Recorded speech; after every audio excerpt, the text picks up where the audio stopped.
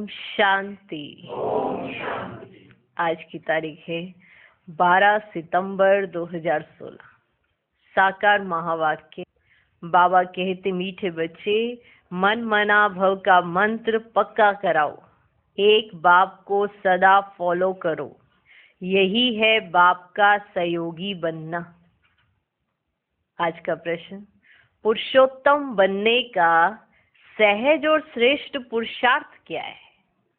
उत्तर, हे पुरुषोत्तम बनने वाले बच्चे, तुम सदा श्रीमत पर चलते रहो, एक बाप को याद करो और कोई भी बात में इंटरफेयर ना करो। खाओ पियो सब कुछ करो, लेकिन बाप को याद करते रहो और बाकी कोई भी बात में इंटरफेयर ही ना करो। समझे? खाओ पियो सब कुछ करो, लेकिन एक बाप को याद करते रहो, तो पुरुषोत्तम बन जाएंगे। तो क्या बन जाएंगे? पुरुषोत्तम बन जाएंगे। आए किस लिए? पुरुषोत्तम बनने के लिए ही ना। थोड़े थोड़े दिनों में भूल जाते हैं कि आए किस लिए। जैसे स्कूल में जाते हैं तो रोज याद रहता है, बस्ता तैयार करना होता है, पढ़ने जा रहे हैं, है ना।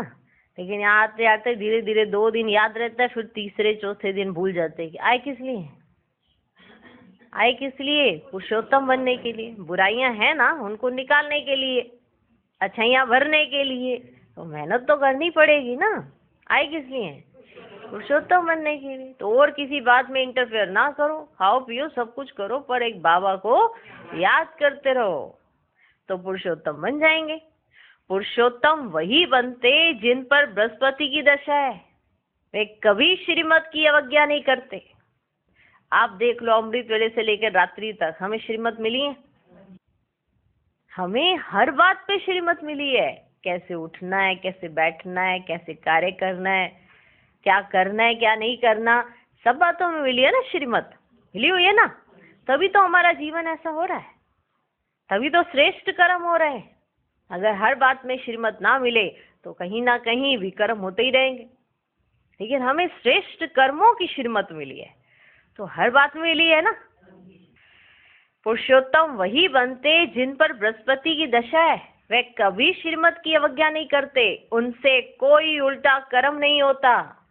देखो भगवान कितनी गारंटी से कहते हैं ना, वो कभी श्रीमत की अवज्ञा नहीं करते, उनसे कभी उल्टा कर्म नहीं होता। ओम शांति। एक परम पिता परमात्मा की जो अच्छा काम करते हैं उनकी महिमा जरूर होती है, जो बुरा कर्तव्य करते हैं उनकी निंदा होती है। जो अच्छा कार्य करते हैं उनकी महिमा होती है, और जो बुरा कार्य करते हैं उनकी निंदा होती है। जैसे अकबर था तो उसकी महिमा थी, औरंगजेब की निंदा थी। सुन रहे हो? अकबर था तो उनकी महिमा थी, औरंगजेब की निंदा थी। राम की महिमा करेंगे, रावण की निंदा करेंगे। भारत में ही राम राज्य, रावण राज्य मशहूर है। राम राज्य को कहेंगे पुरुषोत्तम राज्य, रावण राज्य को कहेंगे आसुरी राज्य। बच्चों को तो अभी संगम युग का पता पड़ा है। पता चल गया? चल गया? ये है ही पुरुषोत्तम युग। इस भारत को पुरुषोत्तम बना कर ही छोड़ना है। इस भारत को पुरुषोत्तम इस भारत को पुरुषोत्तम बना कर ही छोड़ना है। रहने वालों को भी पुरुषोत्तम बनाना है और रहने की जगह को भी पुरुषोत्तम बनाना है। रहने वालों को भी पुरुषोत्तम बनाना है और रहने की जगह को भी पुरुषोत्तम बनाना है। माना भारतवासियों को भी पुरुषोत्तम बनाना है और भारत को भी पुरुषोत्तम बनाना है। भारत को ही स्वर्ग कहते हैं, रहने वालों को देवी देवता स्वर्गवासी कहते हैं, तो दोनों उत्तम बनते हैं। सबको पता है कि नई दुनिया उत्तम होती है, पुरानी दुनिया कनिष्ठ होती है। जैसी दुनिया वैसे रहने वाले। गाया भी जाता है भारत नया भारत पुराना, और कोई खंड को नया खंड नहीं कहेंगे। ऐसे नहीं कि नई दुनिया में नई अमेरिका नई चाइना होती है, नहीं। नई दुनिया में तो नया भारत गाया जाता है, इसलिए न्यू इंडिया कहा जाता है। नया भारत तो नाम रखते हैं, परंतु है सब बिगर अर्थ। न्यू इंडिया फिर इस समय कहाँ से आई? न्यू इंडिया इस समय कहाँ से आई? न्यू इंडिया में तो दिल्ली परिस्थान है। अब परिस्थान कहाँ है? तुम बच्चे याद आते हो पुरुषोत्तम बनने, ऊंचते ऊंच बृहस्पति की दशा है। पुरुषोत्तम बनने से बृहस्पति की दशा बैठती है।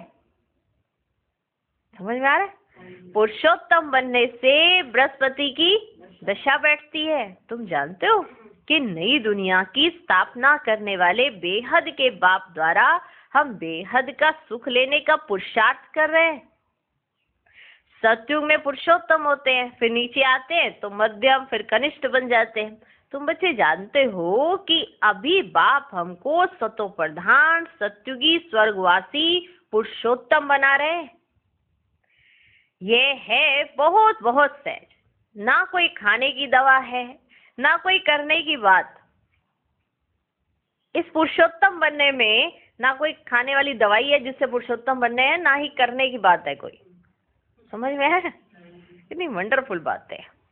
तुम जानते हो कि अभी बाप हमको सतो प्रधान, सत्युगी, स्वर्गवासी, पुरुषोत्तम बना रहे हैं। यह है बहुत बहुत सहज, ना कोई खाने की दवा है, ना कोई करने की बात, सिर्फ याद करना है, सिर्फ याद करना है। इसलिए कहा जाता है सहज याद। इसलिए कहा जाता है सहज याद। याद से पापात्मा से पुण्यात्मा बनना है, ये तो जरूर है, सबको मुक्ति मिलनी है। बाप कहते हैं कि मैं सर्व का सदगति दाता हूँ, तो जरूर मनुष्यों के शरीर खत्म हो जाएंगे, बाकी आत्माओं को पवित्र बनाकर ले जाऊंगा। वापिस जाने के लिए तैयारी करनी पड़े ना।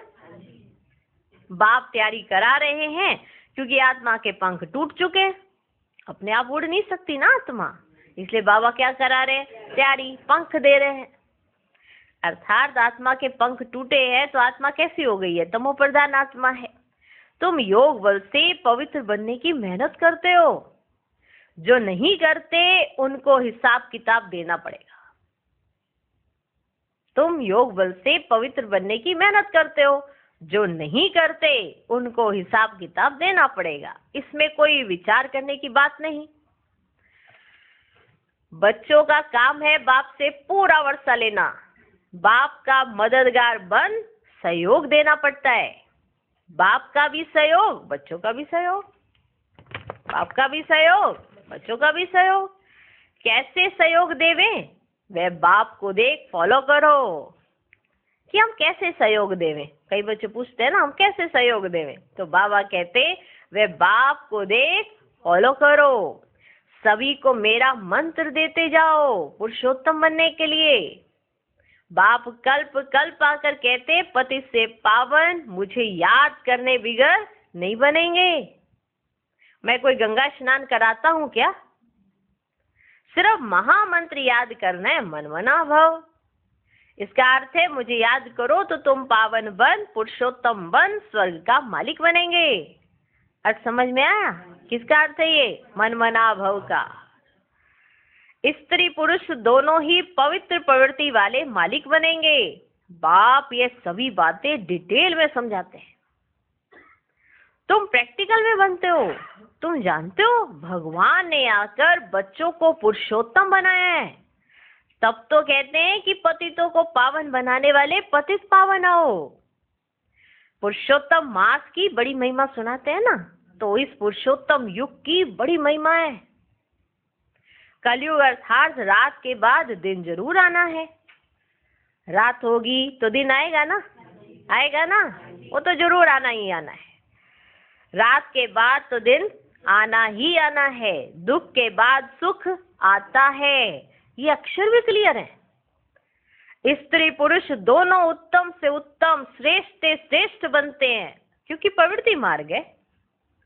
सतयुग तो नामी ग्रामी है, उनको ही सुखधाम कहा जाता है। वे तो द्वापर में आते हैं, संन्यास धारण कर उत्तम बनते हैं, इसलिए पतित मनुष्य जाकर उन्हों को माथा टेकते हैं। पवित्र के आगे अपवित्र माथा टेकते हैं, यह तो कॉमन बात है। जो पवित्र होगा और अपवित्र आएगा दोनों के आगे तो माथा टेके हैं। ये तो कॉमन बात है। पतित पावन बाप को ना जानने के कारण पतित पावनी गंगा को पावन समझ जाकर माथा टेकते हैं। बाबा को नहीं जानते तो इसलिए गंगा के आगे जाकर माथा टेकते हैं। गंगा और सागर का भी मेला लगता है।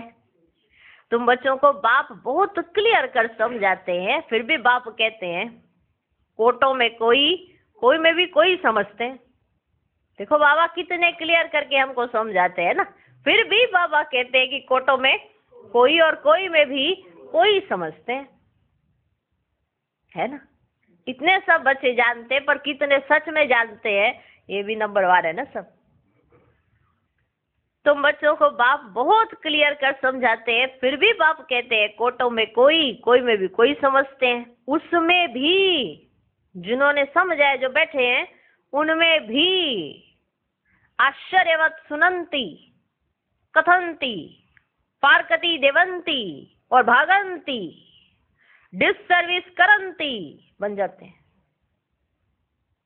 बाबा के बने, बाबा बाबा किया, दूसरों को भी बाबा का बनाया, फिर धीरे धीरे क्या होता है, कोई ना कोई बात की फीलिंग आई तो निकल गए, बाबा को भूल गए। अब फिर बाहर इधर उधर क्या करते हैं, डिससर्विस। ये डिससर्विस करने वाले कितने बड़े ट्रेटर बन जाते हैं, दूसरों की बुद्धियों को ऐसे ऐसे घुमाने वाले। तो इसीलिए बाबा कहते हैं कोटों में से भी कोई, कोई में से भी कोई और कोई में से भी कोई ही मुझे पहचानते हैं, सभी नहीं जानते। सभी मुझे पहचानते नहीं, ना ही मुझे जानते। बाबा तो बहुत क्लियर करके समझाते हैं, इसीलिए बाबा ने कहा मैं तो बहुत क्लियर करके समझाता हूँ ना, समझ आ रहा है। लेकिन फिर भी उनमें से कोई कोई ऐसे हो जाते हैं जो आश्चर्यवत सुनंती, कथंती, फारकती, देवंती और भागंती, डिससर्विस करंती बन जाते। सर्विस और डिससर्विस दोनों होती रहती हैं। भागंती भी बहुत होते हैं जो बाप को नहीं जानते। तुम पाप आत्मा से पुण्य आत्मा बनते हो, फिर बच्चे ही बैठ विघन डालते हैं, डिससर्विस करते हैं। बच्चे ही बैठकर विघन डालते हैं, डिससर्विस करते हैं, तो कितना महान पाप है, कितना महान पाप है। बच्चे होकर डिससर्विस करें तो कितना महान पाप है। रावण सबको महापापी बनाते हैं, लेकिन जो बच्चे बन डिससर्विस करें उनके लिए ट्रिब्यूनल बैठती है। जो बच्चे बनकर डिससर्विस करते, माना अवज्ञा करते, इधर उधर कुछ भी उल्टा पुल्टा बोलते रहते, डिससर्विस के निमित्त बनते, खुद अपना पुरुषार्थ नहीं देखते कि हमारा पुरुषार्थ ही नहीं था तो बाबा की बात समझ ही नहीं आ रही थी। खुद किसी बात में फीलिंग आ जाती तो निकल पड़ते और फिर बाहर जाकर क्या करते, डिससर्विस करते। तो ऐसे बच्चों के लिए जो पहले बच्चे और फिर डिससर्विस करते, उनके लिए ट्रिब्यूनल बैठती है। भक्ति मार्ग में इतनी कड़ी सजा नहीं मिलती, परंतु यहाँ बाप का बनकर फिर डिससर्विस करते तो बाप का राइट हैंड है धर्मराज। जिस मुख से आप बुराई कर रहे हो, कभी सोचा है किसकी बुराई कर रहे हो?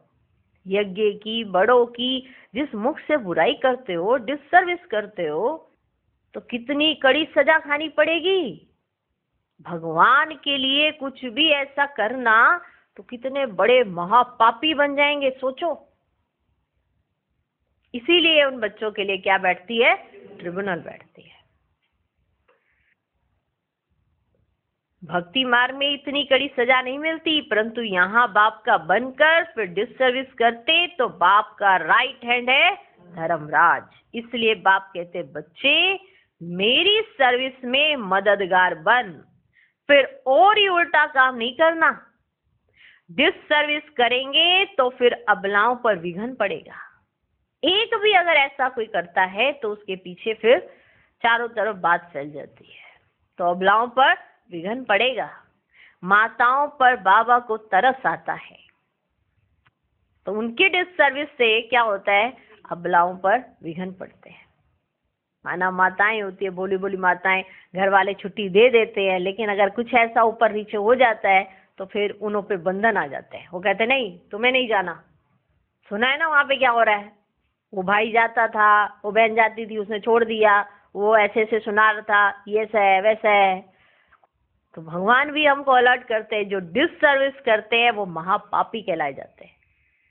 क्योंकि उससे क्या होता है, फिर अबलाओं पर अत्याचार होने शुरू हो जाते हैं, उन पे बंधन पड़ जाते हैं।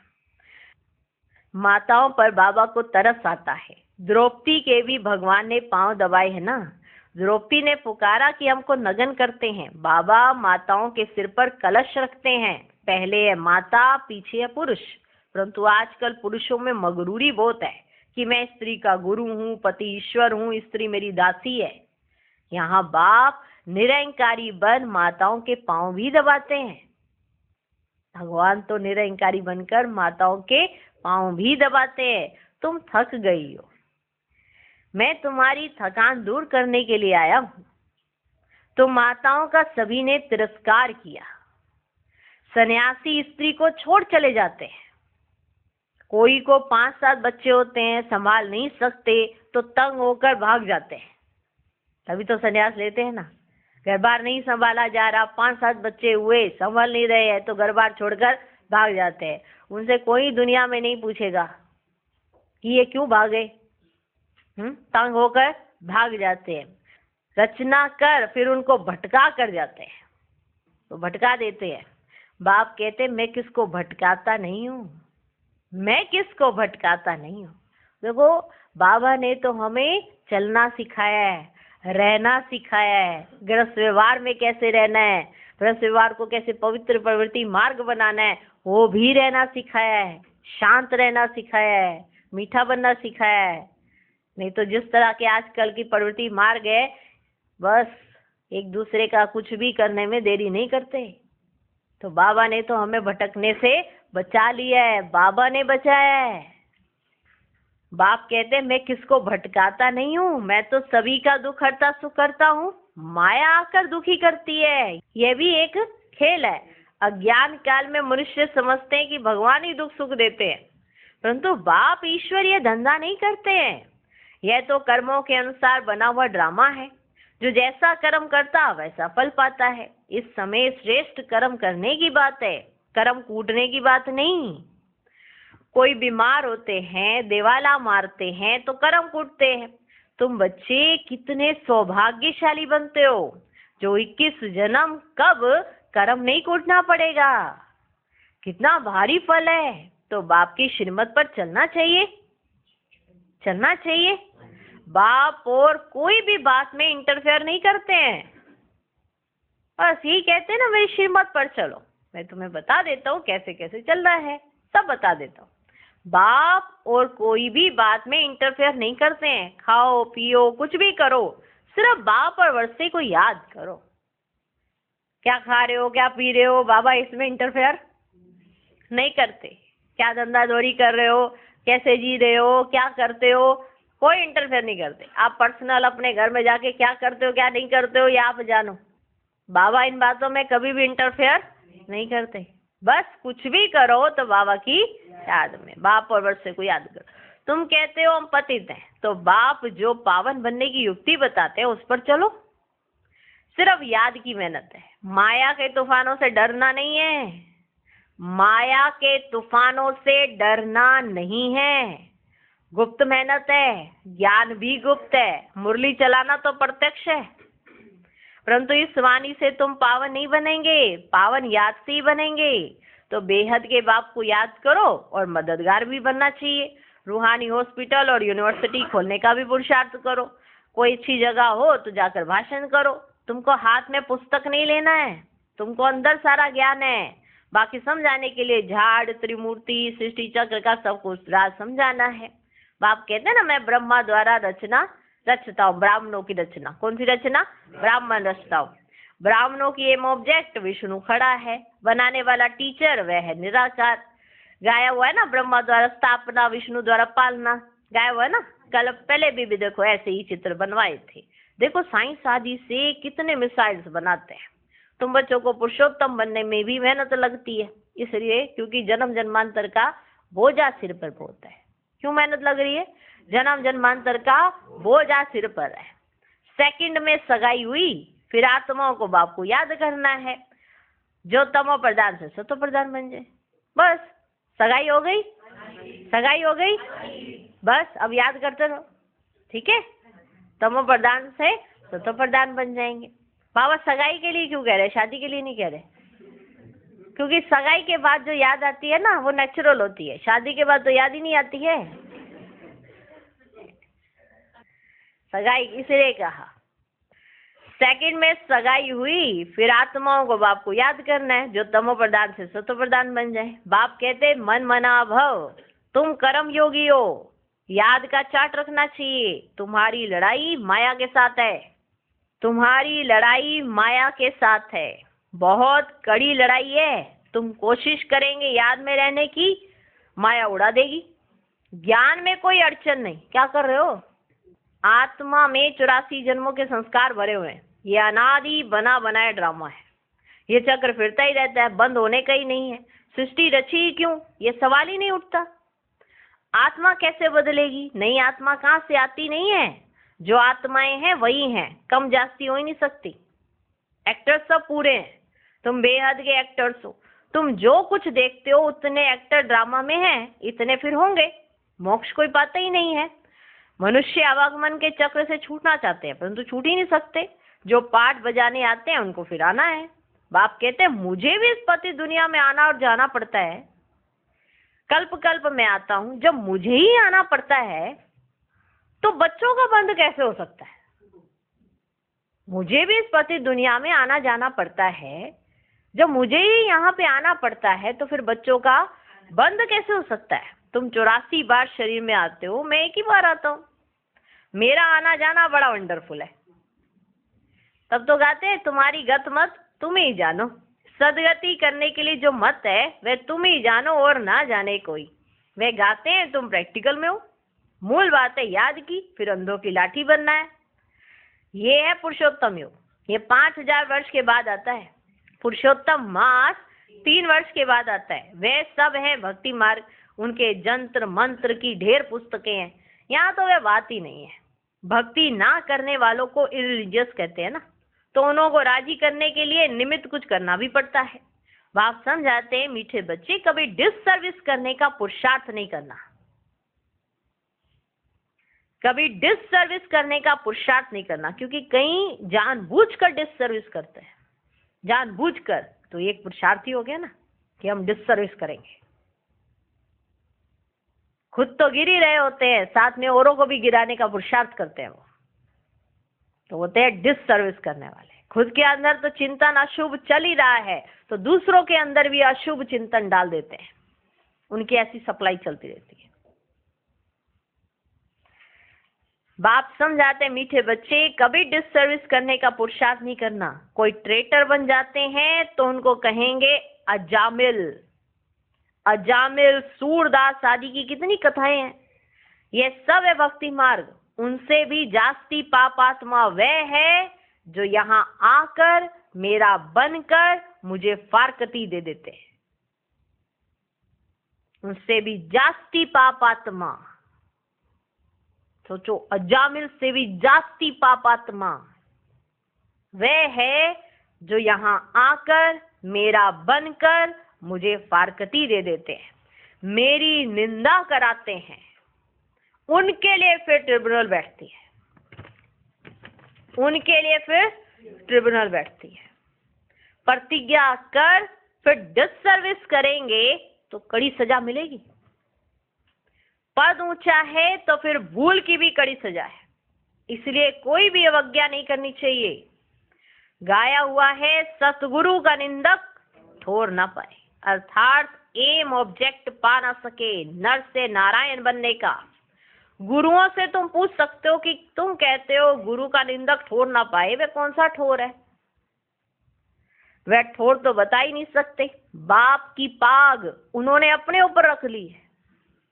जो ये डायरेक्ट परम पिता परमात्मा के लिए है कि सतगुरु का निंदक ठोर ना पाए, ये बाप की पाग उन्होंने अपने ऊपर रख दी है कि हमारा निंदक ठोर नहीं पाएगा। पाग माना पगड़ी, माना जिम्मेवारी जो वो बाबा की है उन्होंने अपने ऊपर रख ली है। बाप की पाग उन्होंने अपने ऊपर रख दी है। टीचर कहते हैं अगर पूरा पढ़ेंगे नहीं तो पद भी ऊंचा नहीं पाएंगे। पावन सो देवी देवता बनना है, यहाँ कोई पावन होते नहीं, अभी सबको पावन बनना है। राज्य भाग्य 21 जन्मों के लिए मिलता है, तो यह सिर्फ अंतिम जन्म पावन बनना कितनी बड़ी प्राप्ति है। प्राप्ति ना होती तो ऐसा पुरुषार्थ करते क्या। परंतु माया ऐसी है जो उच्च प्राप्ति में भी विघ्न डालती है और गिरा देती है। अहो मम माया, जरूर कोई ऐसी डिससर्विस करने के निमित्त अंदर ही अंदर बनते हैं जो भगवान की नजर ऐसे उनके ऊपर है, जो अंदर ही अंदर ऐसी सी डिससर्विस करते हैं, है ना कुछ अंदर ही अंदर ऐसे सोचते रहते हैं और फिर अपनी एक्टिविटी से दूसरों के अंदर वो थोड़ा थोड़ा मसाला डालते रहते हैं। ऐसे है ऐसे है ऐसे है, कहेंगे कुछ भी नहीं लेकिन बहुत कुछ करके दिखा देते हैं, तो वो डिससर्विस करते हैं। इसलिए बाबा कहते हैं कि बाबा की इतनी पालना लेने के बावजूद, इतना सब बाबा से लेने के बावजूद कैसे कर लेते हैं ये बच्चे होकर ऐसी डिससर्विस करें तो महापापी कहलाए जाते हैं। फिर ट्रिब्यूनल बैठती है उनके लिए। तो माया ऐसी है जो उच्च प्राप्ति में भी विघ्न डालती है और गिरा देती है। अहो मम माया। अच्छा, मीठे मीठे सीख लधे बच्चों प्रति माता पिता बाप दादा का याद प्यार और गुड मॉर्निंग। रूहानी बाप की रूहानी बच्चों को नमस्ते। हम रूहानी बच्चों की भी रूहानी बाप को नमस्ते नमस्ते नमस्ते। Good morning good morning good morning. मन मना भाव के लिए क्या क्या पॉइंट्स आए और पुरुषोत्तम बनने के क्या क्या पॉइंट्स आए, ये लिखना। धारणा के लिए मुख्य सार। पहला पॉइंट, कोई भी डिससर्विस का कार्य नहीं करना है। कोई ऐसा भी कर्म ना हो जिससे बाप की निंदा हो। अवज्ञाओं से बचना है, पुरुषोत्तम बनना है। दूसरा पॉइंट, माया के तूफानों से डरना नहीं, पावन बनने के लिए याद में रहने का पुरुषार्थ करना है। आज का वरदान, स्वमान में स्थित रह विश्व द्वारा सम्मान प्राप्त करने वाले देह अभिमान मुक्त भव। पढ़ाई का मूल लक्ष्य है देह अभिमान से न्यारे हो, देही अभिमानी बनना। इस देह अभिमान से न्यारे अथवा मुक्त होने की विधि ही है सदा स्वमान में स्थित रहना। संगम युग के और भविष्य के जो अनेक प्रकार के स्वमान हैं, उनमें किसी एक भी स्वमान में स्थित रहने से देह अभिमान मिटता जाएगा। जो स्वमान में स्थित रहता है उसे स्वतः मान प्राप्त होता है। सदा स्वमान में रहने वाले ही विश्व महाराजन बनते हैं और विश्व उन्हें सम्मान देती है। आज का स्लोगन, जैसा समय वैसा अपने को मोल्ड कर लेना, यही है रियल गोल्ड बनना। ओम शांति।